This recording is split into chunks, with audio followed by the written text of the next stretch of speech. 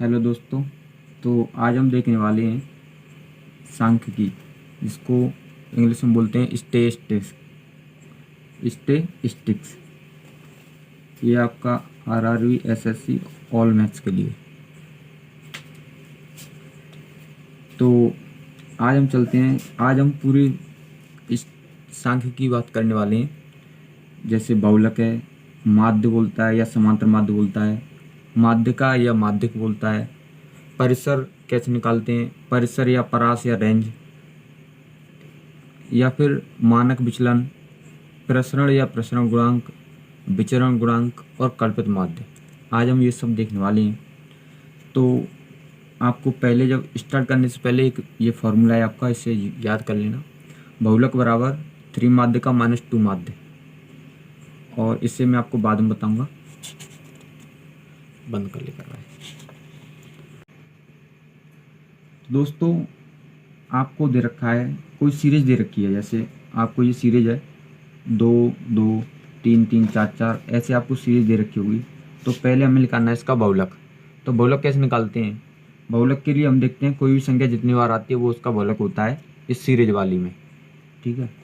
और अगर हम वर्ग अंतराल निकालेंगे तो उसके लिए बहुलक हम अलग बताएंगे आपको। जब तक हम सीरीज वाला क्वेश्चन कर रहे हैं, सीरीज वाली बात हो रही है।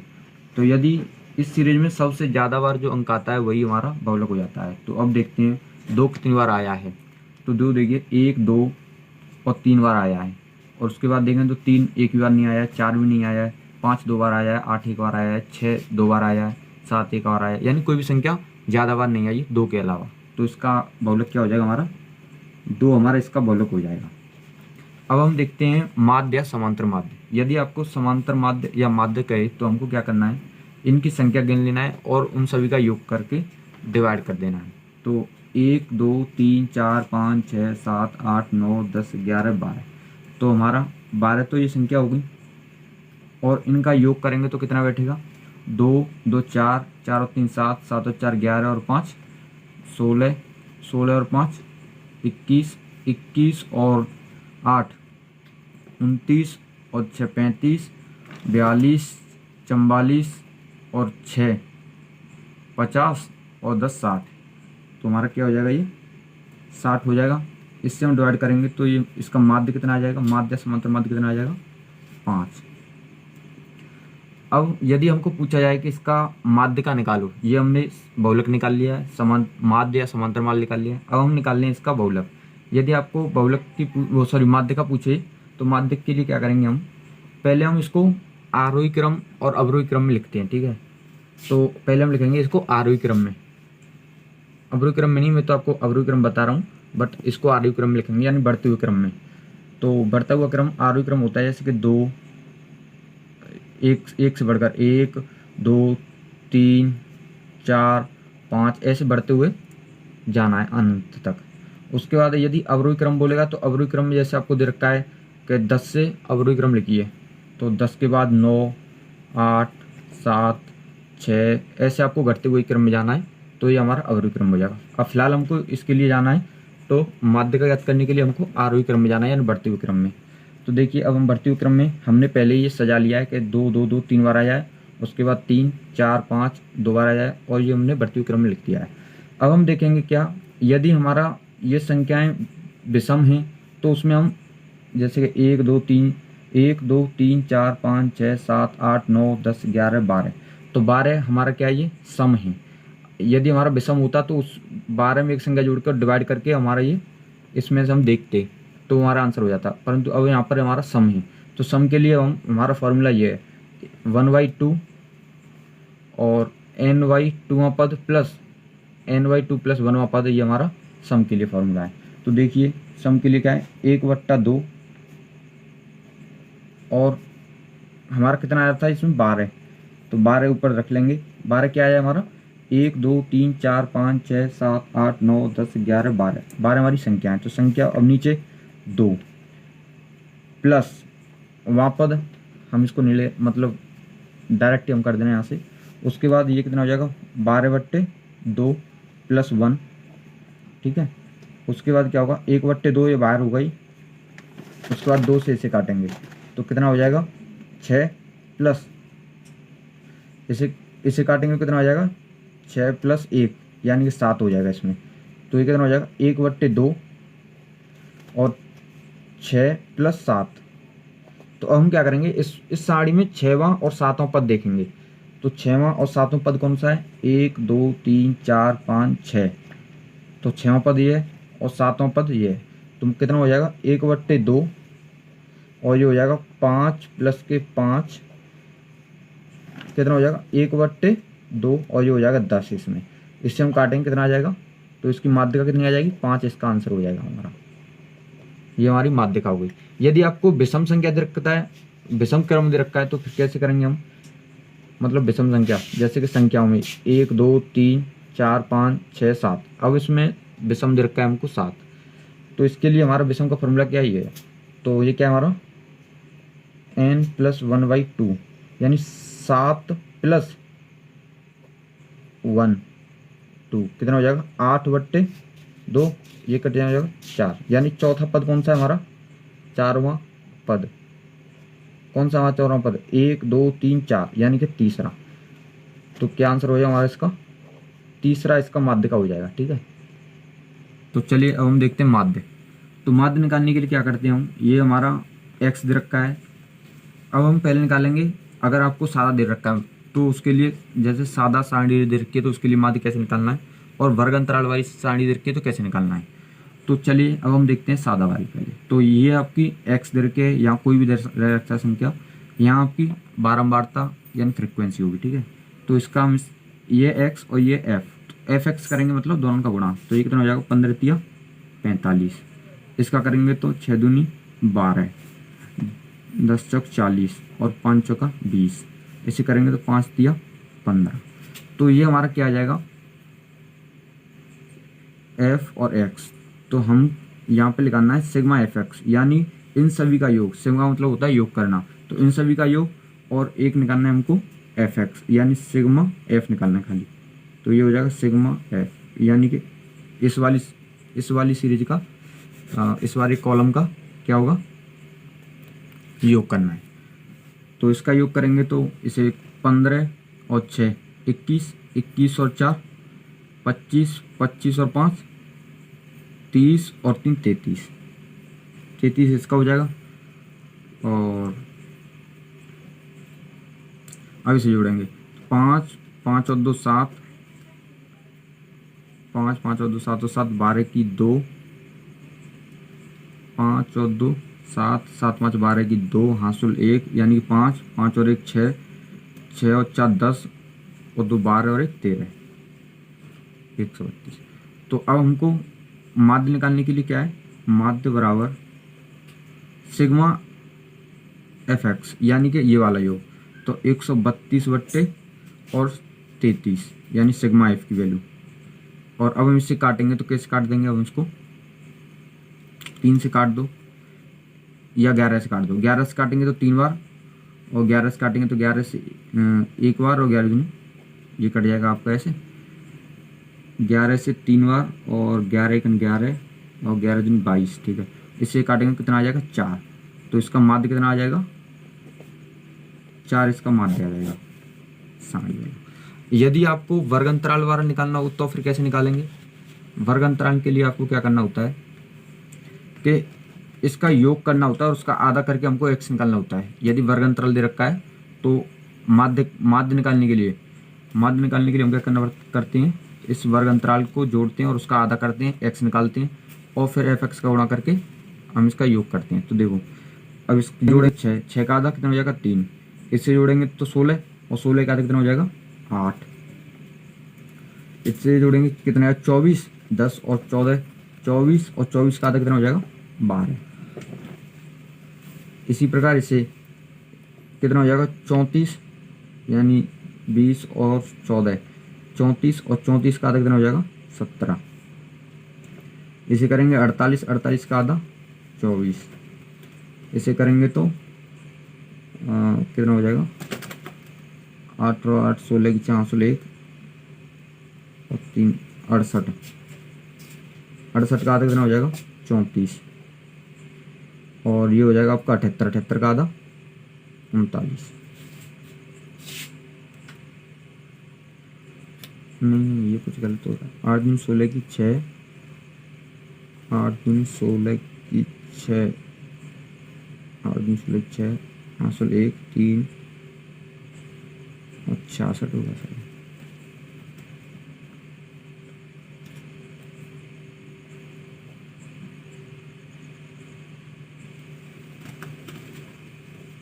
तैतीस होगा ये।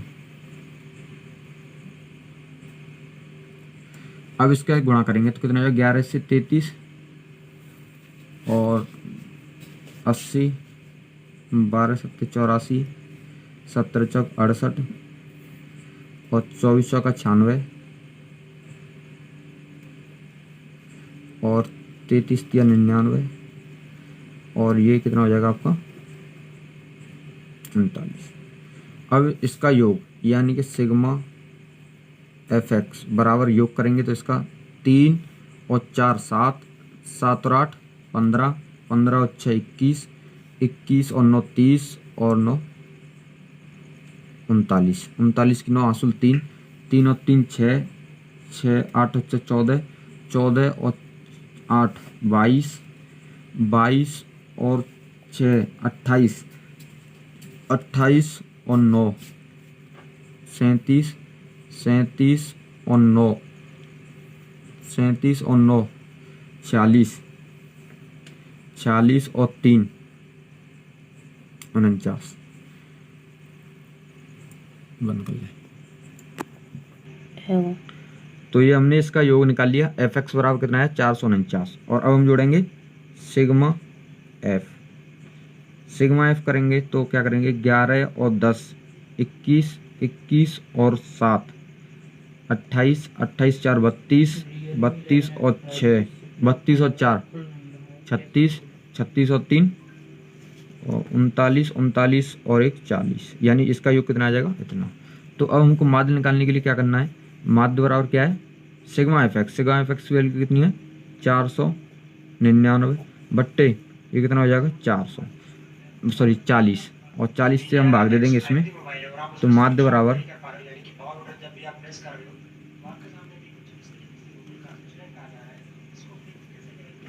चालू होगा। तो दोस्तों अब हम देखने वाले हैं बहुलक, जैसे साड़ी वाला। पहले हमने देखा रखा था, यदि आपको कोई सीरीज दे रखी है तो उसके लिए बहुलक कैसे निकालते हैं। उसमें सबसे ज़्यादा बार आता है वही हमारा बहुलक हो जाता है। कोई भी संख्या जितनी बार आती है वो उसका बहुलक हो जाता है।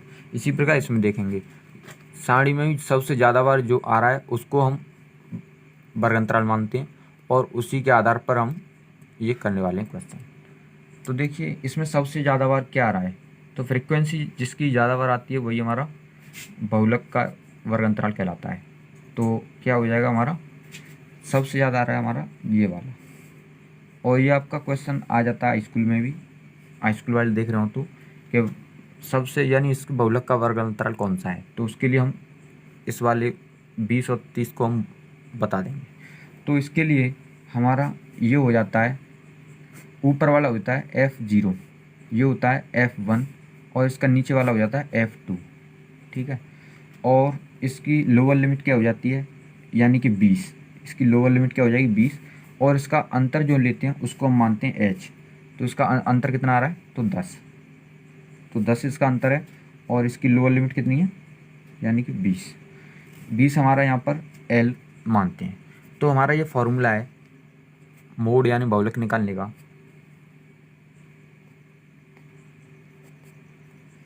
तो L का मान कितना है हमारा? 20। तो हम लिखेंगे यहाँ 20 प्लस, अब F1 की वैल्यू कितनी है? F1 की वैल्यू हमारी 10 माइनस F0 की वैल्यू कितनी है? 8 बट्टे अब 2 इंटू F1 की वैल्यू कितनी आ रही थी हमारी? 10 माइनस F0 की वैल्यू कितनी है? 8 माइनस F2 की वैल्यू कितनी है? 2 इंटू H की वैल्यू कितनी आ रही थी हमारी यहाँ पर? इसका अंतराल कितना आ रहा था? 10। तो हम 10 से गुणा कर देंगे। मोड बराबर 20 प्लस के, और ये भी ध्यान रखना है अगर मोड ऑप्शन में आ रहा है तो इस 20 से अधिक ही अधिक होगा, ठीक है, क्योंकि ये 20 इस डिवाइड के बाद जुड़ेगा, यहाँ पर जो जुड़ेगा 20 में। तो ऊपर कितना बचेगा? 2 बट्टे नीचे तो हो जाएगा 20 और ये हो जाएगा माइनस के 10 इंटू 10। तो 20 प्लस के ऊपर कितना आ जाएगा 2 और नीचे इसमें 10 में 10 चला जाएगा, कितना आ जाएगा 10 और इस 10 से 10 कट जाएगा। तो इसका आंसर कितना आ जाएगा मोड बराबर यानी बहुलक बराबर कितना आ जाएगा 20 प्लस के 2 अर्थात इसका आंसर आ जाएगा 22। इसका आंसर करेक्ट हो जाएगा। तो ये हमारा बहुलक निकल गया वर्ग अंतराल वाले। तो अब हम देखते हैं आगे नेक्स्ट क्वेश्चन। तो दोस्तों अब हम देखने वाले हैं माध्यका या माध्यक। यदि आपको माध्यक बोल रहा है या माध्यिका बोल रहा है तो हम कैसे निकालेंगे सारणी वाले। हमने सीरीज वाले तो आपको बता दिए, यदि कोई श्रृंखला दे रखी तो उसके लिए माध्यक कैसे निकालना है या माध्यिका कैसे निकालनी है, लेकिन वर्ग अंतराल के लिए हमको ऐसे निकालना है। देखिए क्या होता है, इसका मतलब होता है संचयी बारंबारता, जिसको हम बोलते हैं क्लास इंटरवल, इसको हम बोलेंगे CI, और ये इसकी फ्रीक्वेंसी हो जाती है, इसको बोलते हैं CF। तो ये क्या होता है, अब यहाँ पर चलते हैं हम, पहले हम इसको लिख देंगे 4, फिर इसको लिखेंगे मतलब इसमें जोड़कर इस यहाँ लिखेंगे। तो यहाँ तो 4 हो गया, उसके बाद इसमें जोड़ेंगे तो 4 और 5 9, इसमें जोड़ेंगे कितना हो जाएगा 22, 9 और 13 कितना हो जाएगा 22, और 22 और इसको जोड़ेंगे तो कितना हो जाएगा 44, 44 और 14 जोड़ेंगे कितना हो जाएगा 58। हाँ थोड़ी सी मिस्टेक हो गई थी, ये 22 की जगह 42 हो जाएगा। तो अब इसे जोड़ेंगे कितना हो जाएगा, ये 56 हो जाएगा।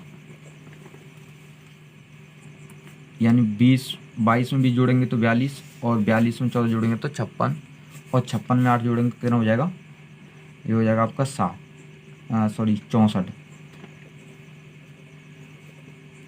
और 64 में 4 जोड़ेंगे तो हो जाएगा 68। तो हमारा ये आता है n बराबर n/2 बराबर आता है हमारा ये 68, और इसे हम काटेंगे कितना आ जाएगा 32, सॉरी क्या आ जाएगा 34। अब हम क्या देखते हैं 34 मतलब इसमें सबसे बड़ा होना चाहिए। तो इसमें क्या है 34, इस वाले CF में 34 से बड़ा कौन सा है, तो 34 से बड़ा हमारा 42 है। तो यही हमारा इसका वर्ग अंतराल ले लेंगे, ये हो जाएगा वर्ग अंतराल। इसके लिए हम लिमिट मान लेते हैं, इसकी कितनी हो जाएगी 125, और इसका अंतर कितना हो जाएगा 20 हो जाएगा इसका अंतर। तो h हो जाएगा इसका 20, h इसका 20 हो जाएगा, और हमारा यहाँ पर ये हो जाएगी इसकी फ्रीक्वेंसी, और ये हो जाएगा CF हमारा ऊपर होता है, और ये हो जाएगी फ्रीक्वेंसी यानी कि F। ये CF हो गया ऊपरला और ये F हो गई। तो हम चलते हैं, बस यही हमारा जरूरी था। तो चलो अब हम जोड़ते हैं L का मान कितना दे रखा है 125 प्लस n/2 का मान कितना है 34 माइनस CF कितना आ रहा है 22 बट्टे F का मान कितना है 20 इंटू H का मान कितना है, H का मान हमने यहीं निकाला था 20 से 20 काट देंगे तो कितना बचेगा 125 प्लस यहाँ से घटाएंगे कितना बचेगा 12, और इसमें 12 जोड़ेंगे कितना आ जाएगा इसका आंसर 137। तो इसकी माध्यिका क्या आ जाएगी 137, ये इसकी माध्यिका हो जाएगी। अब इसी में एक नया कॉन्सेप्ट है जो आपको समझना चाहिए, तो वो है ये वाला। इसमें आपको दे रखा है CI, इसमें आपको दे रखा है CI फ्रीक्वेंसी और CF। तो इसमें आपको फ्रीक्वेंसी नहीं दे रखा है और CF दे रखा है, तो हमको क्या करना है CF से फ्रीक्वेंसी पर ले जाना है। और एक और चीज़ देखना है इसमें, जब हमको कैसे पहचानेंगे, जैसे इसमें तो मैंने ये आपको निकाल कर दे दिया क्वेश्चन। अगर आपको क्वेश्चन आपको इस तरह दिया जाएगा, देखो इधर साइड में आपको क्वेश्चन दिखा रहा हूँ, तो इस तरीक़ा से ये क्वेश्चन दिया जाएगा। तो आपको कैसे पहचानना है, पहले नंबर तो इसमें ये बोलेगा कि 20 से कम, 25 से कम, यानी से कम के बारे में बात कहेगा, तो मान लेना कि ये हमारा फ्रीक्वेंसी निकालने वाले की कह रहा है। दूसरा नंबर, ये CF हमारा बढ़ते हुए क्रम में होता है, जैसे कि 2, 4,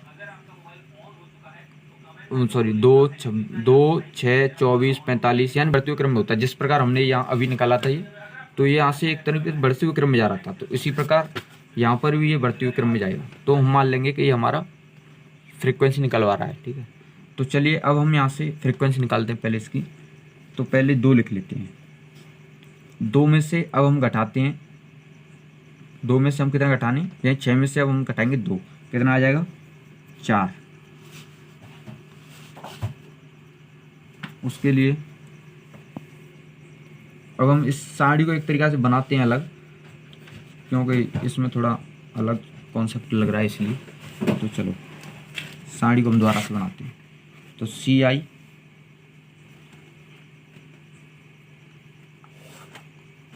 फ्रीक्वेंसी और CF।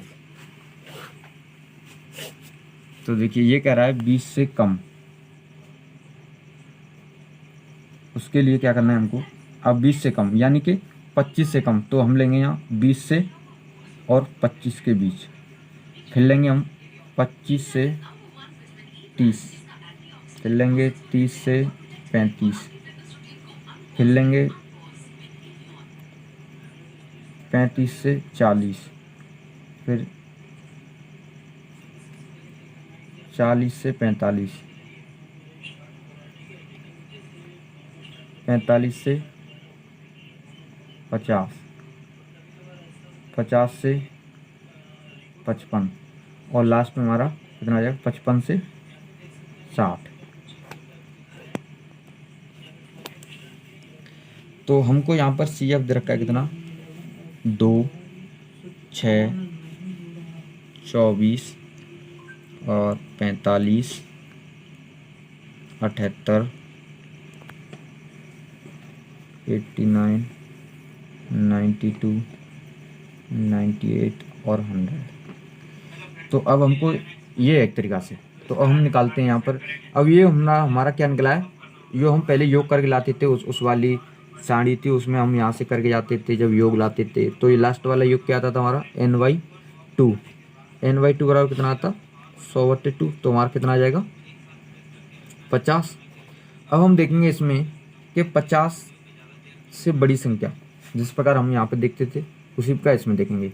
तो 50 से बड़ी कौन सी संख्या हमारी, यानी कि ये 78 वाला।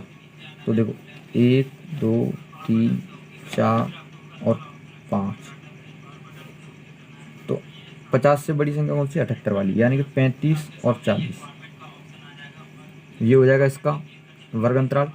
तो अब हम पहले हम निकाल लेते हैं F। तो F निकालेंगे तो यहाँ 2, इसमें से घटाएंगे कितना आएगा 4, 24 में से घटाएंगे कितना आ जाएगा, 24 में चाहिए तो 18, और इसमें से घटाएंगे कितना आ जाएगा 21, इसमें से घटाएंगे तो कितना आ जाएगा 33, 3 और 3 33, और 89 में से 78 घटाएंगे कितना आ जाएगा 11, इसमें से घटाएंगे 92 में से 89 तो 3, 98 में से घटाएंगे कितना आएगा 6, और ये 2। तो हमारा जो ये हमारा क्या होता है CF, और ये हमारी क्या होती है F, और ये हमारा क्या होता है L, और इसका अंतर क्या होता है H। तो हम लिख लेते हैं एक बार यहाँ कि हमको L बराबर क्या दे रखा है 35, H बराबर क्या दे रखा है, अंतर कितना आ रहा है H का 5, उसके बाद F कितना आ रहा है हमारा 33, और CF कितना आ रहा है, CF आ रहा है 45।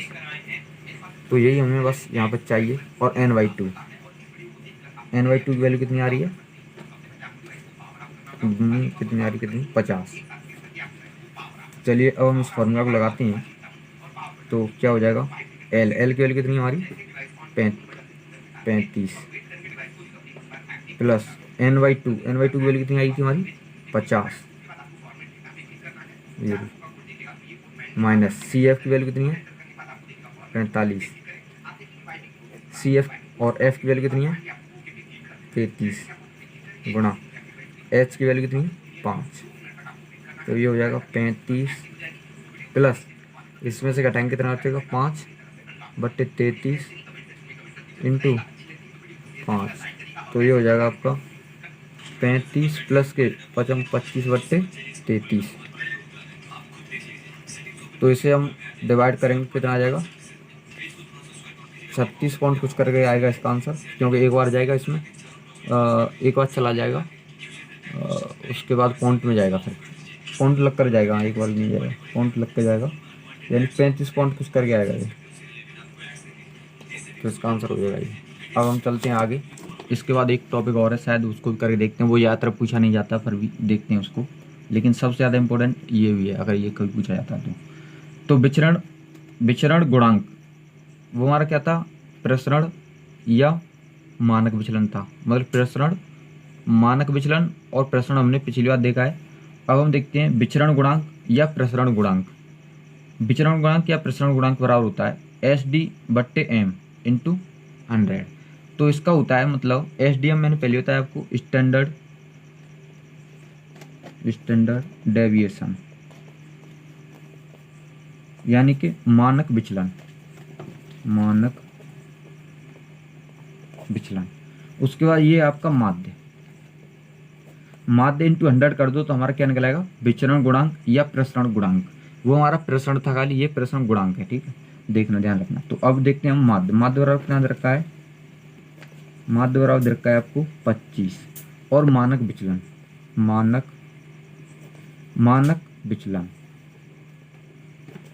विचलन या SD स्टैंडर्ड डेविएशन, तो बराबर कितना दे रखा है हमको, माध्य हमको 25 दे रखा है और मानक विचलन हमको 5 दे रखा है। तो अब हम विचरण गुणांक निकालते हैं, विचरण गुणांक बराबर, तो विचरण गुणांक क्या है हमारा फॉर्मूला SD यानी कि कितना हो जाएगा 5 SD कितना हमारा 5 और माध्य कितना है 25 इंटू, अब हमको इससे गुणा कर देना है, 25 से काटेंगे 4 बार और ये विचरण गुणांक कितना आ जाएगा, इसका विचरण गुणांक कितना आ जाएगा 5 का 20, तो ये हमारा इसका आंसर हो जाएगा। विचरण गुणांक या प्रसरण गुणांक हमारा कैसे निकालना है, ऐसे आपको बता दिया है। अब हम चलते हैं लास्ट एंड फाइनल टॉपिक पर। ये हमारा कल्पित माध्य। तो कल्पित माध्य कैसे निकालना है ये पूछा नहीं जाता ज़्यादातर, पर फिर भी देखते हैं। कल्पित माध्य के लिए आपको एक क्वेश्चन दिया रखा होगा उसमें, तो क्वेश्चन में क्या है, यदि कल्पित माध्य AM, क्या ये AM मतलब होता है कल्पना करना, यानी कि जिस प्रकार हम किसी व्यक्ति वस्तु की कल्पना करते हैं उसी प्रकार ये हमारा एज्यूम्ड मीन होता है, यानी A बराबर AM एज्यूम्ड मीन यानी कल्पित माध्य।